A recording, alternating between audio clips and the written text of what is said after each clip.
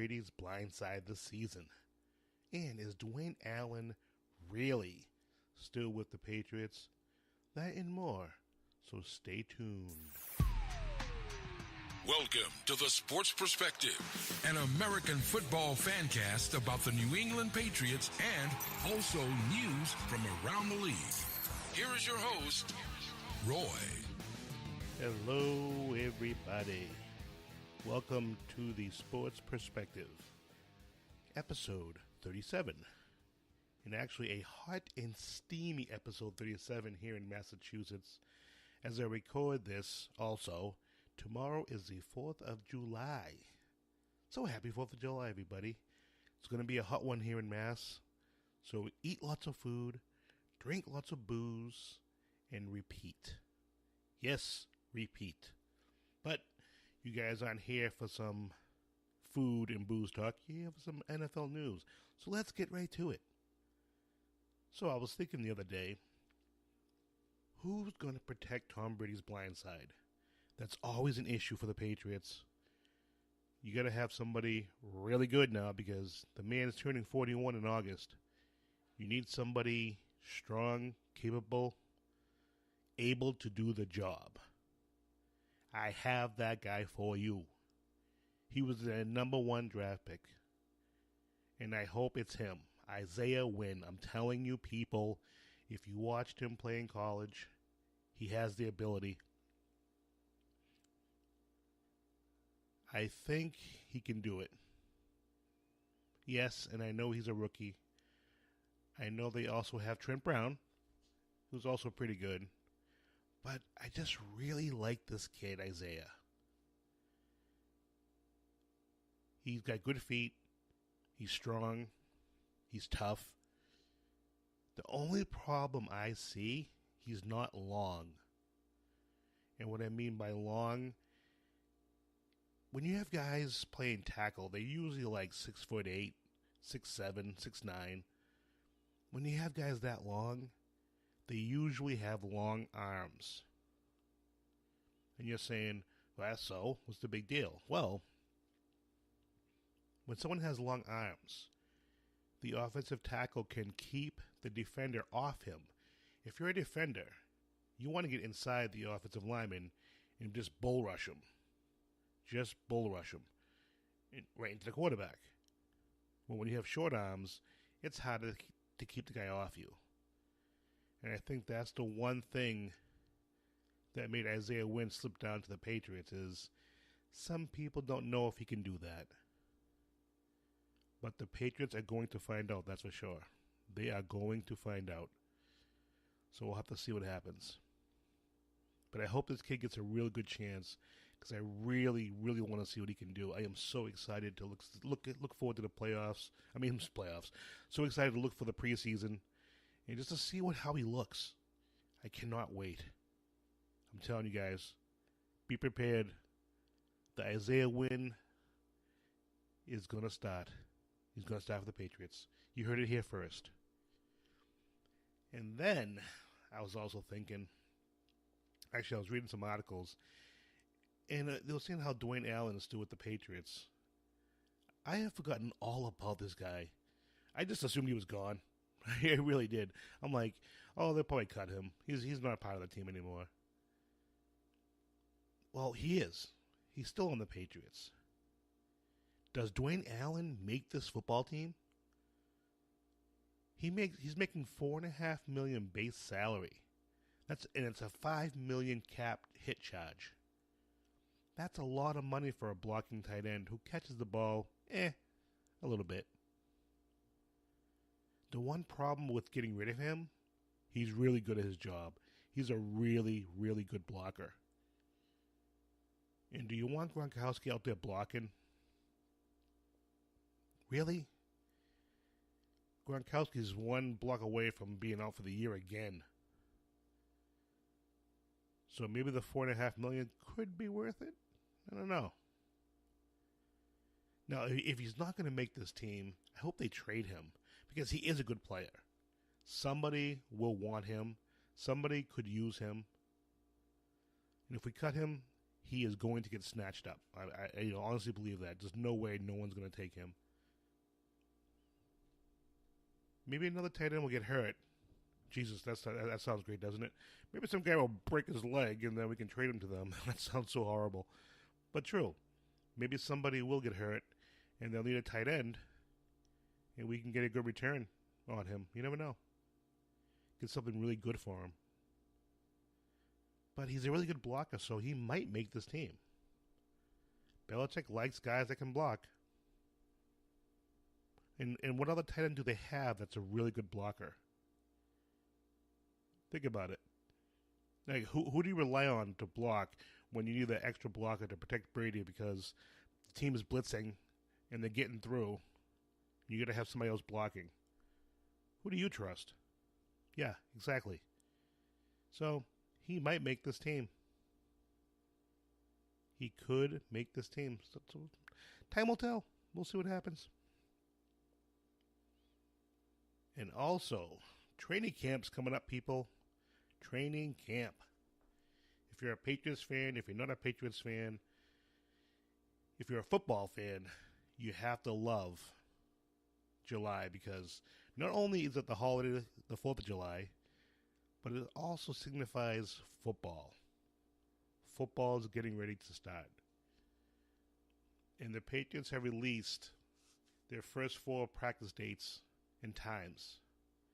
So get your pen and paper ready. July 26th through 29th, the Patriots will begin practice at 9:15 a.m. The gates will open at 8 a.m., and fan activities will remain open for 1 hour after practice ends. So make your plans, people. Go see Brady, Gronk, Isaiah Wynn, Sony Michel, and the rest of the Patriots squad. Check out the new Patriots. Check out the old Patriots. Check out Brady, see if he's using a cane yet. See what's going on there. See if he can get somebody else cut from the team. Who knows? Now let's get to some NFL news. Has Cam Chancellor really played his last game? Man, Cam Chancellor, one of the best safeties in recent memory. And apparently he probably has. According to NFL Network's Tom Pelissero, Cam doesn't believe he will be cleared to play again. I guess there's some recent scans he had on his neck didn't show any adequate progress in getting better. And because he hasn't officially retired, his $6.2 million and $5.2 million base salaries for 18 and 19 remain guaranteed. So if he stays and doesn't retire, he actually collects some good money. So while he might not retire, he can still get paid because it's guaranteed. But beyond that, though, Cam Chancellor was a badass. He was an awesome player. From a 5th-round draft pick, he developed himself to one of the NFL premier safeties, if not the premier safety. And if you didn't know, he was actually one of the founders of the Seahawks famed Legion of Boom. Remember that? The Legion of Boom? Well, they just jacked everybody up. You went across the middle, you went into the secondary to catch the ball. You knew you were getting hammered. You knew it. But you get a neck injury or back injuries, that could be it. You know, neck injuries and back injuries are some of the worst injuries you can get. So I want to say good luck to Cam Chancellor. Good luck to him. Hopefully he moves on to another part of his career and he can do something that fulfills him like football did. Maybe we'll get into coaching. Who knows? Now, my buddy's team, the Miami Dolphins, are saying they may reduce Cameron Wake's workload. Did you know Cameron Wake was 36 years old? I can't believe that. He's 36 years old. I remember when he came into the NFL. How old am I now? Hello. And he came in, he was actually playing in the Canadian Football League. Imagine that. Came from the Canadian Football League into the NFL, and now he's playing in his 10th NFL season. Damn. But good for Miami. He's 36. Maybe they'll use him as a pass rushing specialist. Just get him in there to rest the passer. I don't think it's a bad idea. He had a really good season last year, and his last 2 seasons have been really consistent. He's had 22 sacks the last 2 years. Wouldn't we love that kind of production in New England? Yeah. Yeah, we would. Most definitely. Now, how about some suspensions? Yes, more players are getting suspended. Eagles linebacker Nigel Bradham suspended for 1 game for violating the NFL's personal conduct policy. I guess this is from some incident in 2016 over the summer. He was arrested by Miami Beach police on suspicion of battery and aggravated assault. As told by the NFL Network's Tom Pelissero, another NFL player put himself in a stupid situation. NFL players are good at that, aren't they? They're so good at that. Then how about offensive lineman Jamon Brown? This is only 2 games for violating the NFL's policy and program for substance abuse. So wait, he didn't show up to the meeting? What is that stupid thing for? Just show up to your meeting, dude. Show up to your meeting. And then there's the Indy Colts running back, Robert Turbin. He's suspended for 4 games for PEDs. In case you didn't know what PEDs are, for people new, they stand for performance enhancing drugs. He will be able to play Week 5 against your New England Patriots. Yeah. 3 more players suspended. I love how these players do stupid stuff. I almost said a bad word. Trying to be good. And, they do these stupid things, and then they put a letter apologizing on Twitter. Boo-hoo, I'm so sorry. I made the fans feel bad. I pissed off everybody. I not only affected myself, my teammates, the fans, blah, blah, blah, blah. They show remorse after the fact. Is that really remorse? Really? If it's after the fact, after you've done it, and you realize what you've done, how many of these guys are really remorseful? Think about it. How many? I don't think many at all. It's just my opinion. And this last story, I just thought was interesting.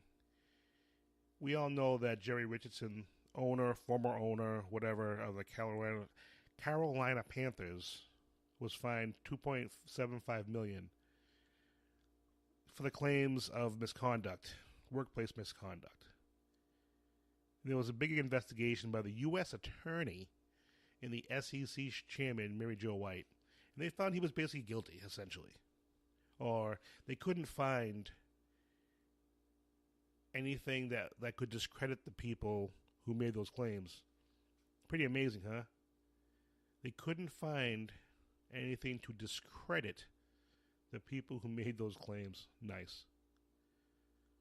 Now, I know basically he's being forced to sell the team, and I get all that. But where's the outrage at this misconduct? All these NFL players get accused, do stupid stuff, really bad stuff. Now, I'm not saying it's not bad. It's really bad stuff. And there's an outrage, and there should be. And there should be no question about it. No question. But does anybody hear anything, really, about this? This is a person who owns the team doing this stuff. NFL players do this stuff, and everyone thinks they should be banned from planet Earth. Maybe they should be. But why isn't he? Where's the outrage for this? Think about it. And without turning this into a black or white issue, I'm going to turn this into a black or white issue. Heh. Would there be more outrage if he was black? If he was a black owner, would there be more outrage? I have my opinion. I'm not going to give it to you unless you ask. Just a thought. He's a white owner, and you barely have heard anything about it. But every black player you hear that does stupid stuff, it's all blasted over the news. And it should be. I'm not saying it shouldn't be. You do stupid stuff, they should blast it so the world can see how much of a moron you are. No question about it. But where's his face everywhere? Just a question. And on that note, I just want to say one more thing. Go on YouTube, type in Boston police officers sing in police car.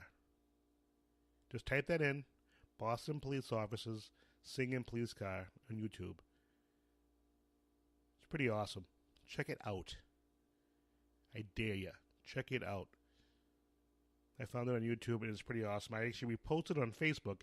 If you go to my Facebook page, you can see it. But check it out. All right, kids. That's the show for today. It's just a short one. And if you're listening on Spreaker, like and subscribe. Apple Podcasts, subscribe, rate, and review. It gets the show noticed. And if you have any questions, comments, or just want to give your perspective on what was discussed, hit me up at Facebook. Roy Brady. Email sportsperspective17@gmail.com. Twitter, Roy Brady Jr. Till next week, everybody. Have a happy and safe 4th, and see you next one.